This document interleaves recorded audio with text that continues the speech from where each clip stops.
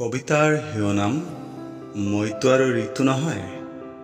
কবি বিশ্বজিৎ নাথ, পাঠ উদয়ন নাথ। মইতো আৰু ঋতু নহয় যে আজি আছো কালিলৈ নাই। মইতো আৰু অৰণ্য নহয় যে যাৰ গভীৰতাত তুমি দিগ বিদিগ হেৰুৱাবা। মইতো আৰু নৈ নহয় যে সাগৰ দেখিলেই উৎসাহত বিলীন হৈ যাম।